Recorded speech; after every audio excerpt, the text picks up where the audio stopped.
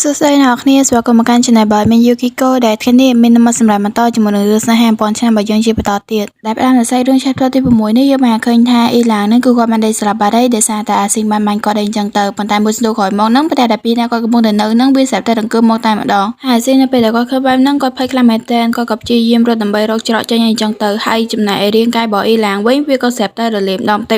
ចប៉ុន្តែនៅពេលដែលអាស៊ីងគាត់រត់មកដល់កន្លែងទ្វារហ្នឹងគឺទ្វារហ្នឹងគឺបើអត់ចេញនោះទេទោះបីជាគាត់ទាត់ទ្វារហ្នឹងយ៉ាងណាក៏ដោយក៏ទ្វារហ្នឹងនៅតែបើអត់ចេញអញ្ចឹងហើយគាត់ក៏ព្យាយាមប្រាប់ខ្លួនឯងថាឲ្យស្ងប់អារម្មណ៍អញ្ចឹងទៅគាត់អាចស្ដាប់នៅកន្លែងហ្នឹងបានទេហើយនៅពេលហ្នឹងគាត់ក៏បាននឹកឃើញពីស្រះទឹកមួយដែលពេលដែលគាត់ចូលមកកន្លែងហ្នឹងដំបូងហ្នឹងគាត់បានឃើញហ្នឹងហើយគាត់បានគិតថាដើម្បីរក្សាទឹកឲ្យវានៅតែពេញនៅក្នុងស្រះទឹកនឹងតែនោះត្រូវតែមានកន្លែងតភ្ជាប់ពីខាងក្រៅមកបន្ទាប់ពីគាត់គិតចឹងហើយគាត់ក៏បានហត់ចូលទៅក្នុងស្រះទឹកមួយហ្នឹងទៅហើយនៅពេលដែលគាត់ហែសុកគាត់ក៏ឃើញថានៅកន្លែងហ្នឹងគឺពិតជាមានស្រកចេញពិតមែនបន្ទាប់មកគាត់ក៏បានចេញទៅតាមស្រកចេញមួយហ្នឹងទៅនៅពេលដែលគាត់ហែហ្នឹងគាត់ក៏បានឃើញថាមានពន្លឺថ្ងៃចាំងចូលមកធ្វើឲ្យគាត់ហ្នឹងសប្បាយចិត្តខ្លាំងហ្មងដោយសារតែគាត់នឹងបានចេញផុតពីកន្លែងហ្នឹងហើយប៉ុន្តែក៏សូមចូលរួមសរសើរចំពោះអាស៊ីងផងដោយសារតែពេលដែលគាត់កំពុងតែរៀននឹងចេញហ្នឹងអ៊ីឡានក៏បានតាមទាន់គាត់ហើយថែមទាំងចាប់គាត់យកទៅវិញទៀតផងហើយក៏ព្រឹកឲ្យគាត់កាន់នឹងដៃហ្នឹងវាក៏បានជ្រុះចូលទៅក្នុងទឹកហ្នឹងដូចគ្នាប៉ុន្តែអត់មានចង់ប្រាប់ថាកន្លែងហ្នឹងគឺអត់មានអារម្មណ៍មើលអីទាំងអស់គឺអត់មានចង់មើលតែសាច់ដុំរបស់កូនប្រុសទេយីមែនធំសាហាវហើយអូយសង្ហាខ្លាំងបើសិនជាម្នាក់ហ្នឹងគឺជា admin វិញadmin អត់រត់កិច្ចទេគឺ admin ព្រមឲ្យចាប់ហ្មងប៉ុន្តែបន្ទាប់ពីគាត់ចាប់បានអាស៊ីងហើយគាត់ក៏បានសួរទៅកាន់អាស៊ីងទៅថាអាស៊ីងហ្នឹងគាត់ថាគាត់នឹងអាចរត់ចេញពីកន្លែងហ្នឹងបានមែនហើយមិនតាមតែសួរអីឡានក៏ថែមទាំងច្បាច់អាស៊ីងខ្លាំងទៀតផងធ្វើឲ្យអាស៊ីងហ្នឹងស្រែកទាំងភាពឈឺចាប់ហ្មងហើយគាត់ក៏បានយកស្អីម្ដងឯងមកចាប់ដៃចាប់ជើងអាស៊ីងពេញហ្នឹងហ្មងហើយថែមទាំងរុកមាត់អាស៊ីងទៀតផងនិយាយរួមទៅគឺថាអ្នកទាំងអស់គ្នាបើស្គាល់អាហ្នឹងគឺថាកាត់ន័យយកខ្លួនឯងទៅដោយសារតែadmin ក៏អត់ស្គាល់ដែរថាអាក្រហមវែងហ្នឹងគឺជាអីគេដូចគ្នាចឹងហើយadmin សុំហាហ្នឹងថាជាសត្វចម្លែកចឹងណាហើយកន្លែងហ្នឹងដែរគឺអ៊ីឡាងគឺបានយកអាសត្វចម្លែកហ្នឹងទៅរុកមកអាស៊ីងឡើងភ្នែកគ្នាឡើងក្រហមពេញហ្នឹងហ្មងនិយាយរួមទៅកន្លែងហ្នឹងគឺអាណិតអាស៊ីងដែរដោយសារតែអ៊ីឡាងធ្វើទារុណកម្មខ្លាំងពេកចុះបន្ទាប់មកយើងក៏លើអ៊ីឡាងសួរថាតើគាត់ហ្នឹងគួរតែផ្អែមល្ហែមជាងនឹងបន្តិចទៀតអត់ហើយយើងក៏ឃើញថាអាស៊ីងគឺគាត់ភ្ញាក់ឡើងដោយភាពភ័យខ្លាចហ្មងប៉ុន្តែនៅពេលដែលគាត់ភ្ញាក់ឡើងហ្នឹងគឺយើងបានឃើញថាគាត់គឺបាននៅក្នុងផ្ទះបុរាណបកក្រហមហ្នឹងទៀតទេគាត់បែរជានៅក្នុងបន្ទប់របស់ពីរបស់គាត់ទៅវិញហើយចំណែកអាសងចំណានហ្នឹងក៏បាត់ដូចគ្នាអត់ដឹងថាគាត់ហ្នឹងបានមករកអាស៊ីងឬក៏អត់ទេណែអាស៊ីងវិញនៅពេលដែលគាត់ភ្ញាក់មកឃើញអញ្ចឹងគាត់ក៏ឆ្ងល់ដូចគ្នាហើយគាត់ក៏បានដើរមើលជុំវិញហ្នឹងទៅបន្ទាប់ពីគាត់ដើរមើលហ្នឹងហើយគឺឃើញថាវាមានអីចម្លែកអីអញ្ចឹងហើយគាត់ក៏បានដើរទៅសួរលេខារបស់គាត់ទៅថាមានឃើញបរិយាចំណានម្នាក់គឺបានមករកគាត់អត់ប៉ុន្តែលេខារបស់គាត់គឺអត់យល់ថាគាត់ចង់និយាយពីអីទេអញ្ចឹងហើយគាត់ក៏បានប្រាប់លេខារបស់គាត់បញ្ជាក់ម្ដងទៀតទៅថ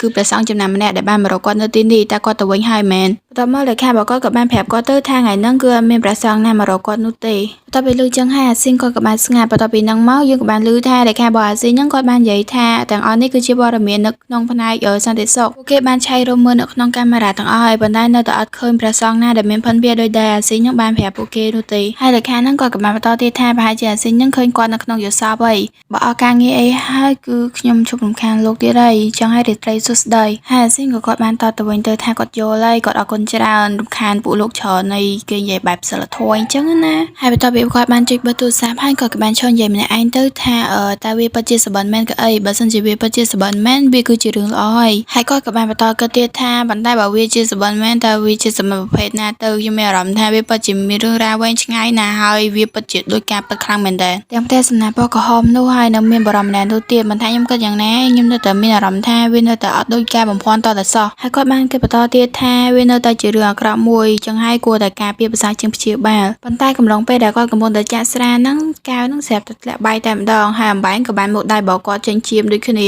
ាហើយវាក៏បានស្រកមកតំណក់ទៅលើឥដ្ឋចឹងទៅប៉ុន្តែឈាមតែមួយតំណក់ដែលធ្លាក់ទៅលើឥដ្ឋនោះវាស្រាប់តែคล้ายទៅជាច្រើនតែម្ដងហើយក៏បានលេចរូបរាងមនុស្សម្នាក់ចេញពីឈាមមួយនឹងដូចគ្នាហើយស្រាប់ពេលនោះដែរហ្នឹងស្រាប់តែមានភ្លៀងកូររន្ទះខ្លាំងមែនតើហើយចំណែកឯរូបមនុស្សដែលចេញពីឈាមមួយហ្នឹងវាក៏មានរូបរាងច្បាស់ទៅហើយយើងក៏បានឃើញថាម្នាក់ដែលចេញពីឈាមមួយហ្នឹងវាគឺជាអ៊ីឡាងហ្នឹងឯងបន្ទាប់ពីឃើញអញ្ចឹងហើយអាស៊ីងគឺគាត់ភ័យខ្លាំងមែនទែនដោយសារតែគាត់កំពុងតែគិតពីអ៊ីឡាងហើយឥឡូវហ្នឹងស្រាប់តែคลิกមុខអ៊ីឡាងចេញមកបែបហ្នឹងនេះចំណែកអ៊ីឡាងវិញពេលដែលគាត់ចេញរូបរាងបានពេញលេញហើយគាត់ក៏បានដើរមកជិតអាស៊ីងហើយគាត់ក៏បាននិយាយថាខ្ញុំមកវិញហើយចំណែកអាស៊ីងវិញគឺគាត់បានគិតថាតើមានរឿងអីកើតឡើងនឹងតើវាត្រឹមតែជាការបំភ័ន្តទេត្រូវអត់ น้องเจ็ดคือกินจังប៉ុន្តែនៅក្រៅវិញអាស៊ីងគឺបានយកដៃរបស់គាត់នឹងទៅដើរអ៊ីឡាងហ្មងប៉ុន្តែអ៊ីឡាងគាត់បានគិតផុតហើយក៏បានចាប់ដៃរបស់អាស៊ីងនឹងជាប់ហ្មងដល់ពីចាប់ដៃរបស់អាស៊ីងជាប់ហើយអ៊ីឡាងក៏បាននិយាយថាដៃរបស់អាស៊ីងនឹងពិតជាលឿនមែនមិនក៏លោកនឹងមិនប្រើកំបិតឬមួយក៏កំភ្លើងទៅបន្ទាប់ពីនិយាយបានត្រឹមហ្នឹងអ៊ីឡាងនឹងក៏បានកាច់ដៃរបស់អាស៊ីងហ្មងធ្វើឲ្យអាស៊ីងនឹងគឺគាត់ឈឺខ្លាំងមែនតើឡើងលោតជង្គង់ហ្មងអាស៊ីងក៏បានជេរទៅកាន់អ៊ីឡាងទៅថាអាចង្រៃតើឯងគឺជាណាគេមិនបានមកញ៉ៃញ៉ៃជាមួយនឹងយើងហូនចឹងហើយចំណែកអ៊ីឡាងវិញបន្ទាប់ពីគាត់លឺអញ្ចឹងហើយគាត់ក៏បាននិយាយថា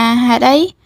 វាត្រូវអីដែលលោកគឺបានចាំអីទាំងអស់ហ្មងមកនិយាយអញ្ចឹងប៉ុន្តែដែលកាយវិការរបស់គាត់វិញគឺមានជាការចាប់ឲ្យសោះកូនស្រីរបស់ខ្ញុំអូទីណាវិញហ្នឹងហ្មងហើយក៏បាននិយាយថាខ្ញុំពិតជាចំណាយនឹងលោកណាដែលលោកគឺអាចចាំអីទាំងអស់បន្ទាប់ពីហ្នឹងយើងក៏លឺអ៊ីឡាងគាត់និយាយថាខ្ញុំនៅបំភ្លេចរឿងរ៉ាវទាំងអស់ដែលតាក់ទងជាមួយនឹងលោកទាំងអស់ចោលហ្មងដោយសារតែលោកគឺបានភ្លេចខ្ញុំដូចគ្នាហើយបន្ទាប់មកអាស៊ីងក៏គាត់បានចែកទៅកាន់អ៊ីឡាងទៅថាឲ្យអ៊ីឡាងហ្នឹងគឺដោះលែងគាត់ទៅគឺឆាប់លែងគាត់ភ្លាមប៉ុន្តែអ៊ីឡាងក៏បាននិយាយថាវាគឺមិនយុត្តិធម៌តទៅសោះដែលអាស៊ីងហ្នឹងគឺបានភ្លេចរឿងរ៉ាវទាំងអស់បែបហ្នឹងតទៅពីហ្នឹងអ៊ីឡាងក៏បានបោះអាស៊ីងទៅលើតុតែម្ដងហើយបោះខ្លាំងទៀតហើយក៏គាត់បាននិយាយថាមិនក៏លោកនឹងខូចចិត្តអញ្ចឹងតែណាគេធ្វើបាបលោកទៅនិយាយរួមទៅធ្វើបាបគេប៉ុណ្ណឹងឯងនៅអត់ដឹងខ្លួនថាខ្លួនឯងធ្វើបាបគេទៀតណាមើលធ្វើសួរហើយគាត់ក៏បានបន្ថែមទៀតថាមិនខ្វល់ទេវាមិនមែនជារឿងសំខាន់អីផងប៉ុន្តែគាត់នឹងធ្វើឲ្យអាស៊ីងនឹងចងចាំរឿងគ្រប់យ៉ាងទាំងអស់ត្រឡប់មកវិញប៉ុន្តែគេមិននិយាយគាត់ដោយអេដមីនចឹងឯណាគឺគេនិយាយបែបផ្អែមល្ហែមប៉ុន្តែអេដមីនអត់ចេះផ្អែមល្ហែមទេចឹងកាយអេដមីននិយាយគាត់បត់ហ្មងទៅហើយចំណែកឯមីកូនស្រីមកឆារបស់យើងហ្នឹងក៏បានស្រែកជេរទៅកាន់កូនប្រុសទៀតហើយថាចង្រៃយកឯងឈួតមែនខ្ញុំគឺជាមនុស្សប្រុសឆាប់លេខខ្ញុំភ្លាមទៅហើយអាស៊ីងក៏គាត់បានបន្តស្រែកទៅកាន់អ៊ីឡាងទៅទៀតថាជប់ទៅកុំរុញចូលទៀតអីដល់រូបទាំងអស់ហ្នឹងគឺថាអ្នកទាំងអស់គ្នាអាចកាត់ណៃយកខ្លួនឯងទៅអេដមីនគឺអត់ចង់ធ្វើជាអ្នកគ្រូទេអញ្ចឹងហើយអេដមីនសូមអត់ប្រយោគពីកន្លែងហ្នឹងទេណាអើយអ្នកទាំងអស់គ្នាអាចមើលរូបទាំងអស់ហ្នឹងហើយកាត់ណៃយកខ្លួនឯងអូខេប៉ុន្តែអេដមីនគឺអាណទឹកមុខរបស់កូនស្រីខ្លាំងមែនតើមិនដឹងទីខៀខ្ជឺប៉ុណ្ណាទេចំណែកកូនប្រុសវិញគឺថាអេដមីនក៏អត់ដឹងនិយាយថាមិនទេជាមួយនឹងកូនប្រុសរបស់យើងហ្នឹងគឺថាមានជាខាប៉ាយាយហ្មងប៉ុន្តែអ្នកដែលគួរអាណិតគឺកូនស្រីរបស់ខ្ញុំអូយមិនដឹងទីខ្ជឺប៉ុណ្ណាទេកន្លែងហ្នឹងគឺអេដមីនព្យាយាមអស់ពីសមត្ថភាពហើយដោយសារតែអេដមីនអត់ចេះសម្រាយកន្លែងហ្នឹងទេចឹងហើយអេដមីនសុំនិយាយហេអ្នកទាំងអស់គ្នាគឺមើលរូបភាពទៅណាអេដមីនគឺអេដមីនអត់ចេះសម្រាយកន្លែងហ្នឹងឯងតែក៏បានយំបរទៅកាន់កូនប្រុសដែរថាឲ្យកូនប្រុសហ្នឹងគឺឈប់ទៅដោយសារកូនប្រុសហ្នឹងគឺជាបិសាចហើយកុំគិតថាខ្លួនឯងនឹងធ្វើអញ្ចឹងហើយគាត់នឹងអាចលើកលែងឲ្យនោះហើយគាត់បានបន្តនិយាយទៀតថាខ្ញុំលើកលែងឲ្យឯងទេខ្ញុំនឹងសម្រាប់ឯងហើយកាត់ឯងជាកង់ហើយចំណែកកូនប្រុសវិញតទៅពីលឺអញ្ចឹងគាត់ក៏បានសួរថាប៉ាត់មែនហើយស្រាប់ពេលដែលគាត់កំពុងតែធ្វើហ្នឹងក៏មានមេឃភ្លៀងធ្លាក់ដូចគ្នាហើយអ៊ីឡាងក៏បានសួរអាស៊ីងថាមិនបានអាស៊ីងហ្នឹងខាំមកខ្លួនឯងអញ្ចឹងបើថាឈឺគឺស្រែកទៅអញ្ចឹង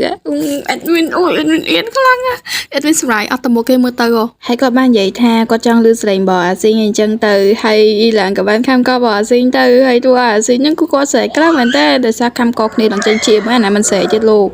តែដល់សង្គ្រាមមួយហ្នឹងគឺវានៅតែអត់ទាន់បញ្ចប់នៅហ្នឹងគឺមានជាកែមិនដឹងថាចំណាយពេលយូរប៉ុណ្ណាទេគឺថាអេដមីនអត់ដឹងតែម្ដងដោយសារតែមើលតាមហ្នឹងទៅគឺអេដមីនអត់ដឹងទេហើយសាច់រឿងនៅ chapter ទី6ទី7ទី8របស់យើងក៏ចាប់ត្រឹមហ្នឹងដូចគ្នានិយាយរួមទៅសារនេះគឺថាអេដមីនសម្រាប់បែបវល់ដោយសារតែអេដមីនគឺអត់ចេះសម្រាប់ឈុតឈុតមួយហ្នឹងទេអេដមីនអៀនខ្លាំងមែនតើមួយថ្ងៃហ្នឹងគឺថាអេដមីននិយាយខលរហូតហ្មងណាឡើងអេដមីនចង់តអស់ហើយនេះបើវាជុកអីនេះហើយឡើង sweet អេដមីនអៀនខ្លាំងយីមែនហើយវីដេអូហ្នឹងក៏មានតែប៉ុណ្្នឹងដូចគ្នាអញ្ចឹងហើយចាំជួបជាមួយនឹងអេដមីននៅវីដេអូក្រោយទៀតណា Goodbye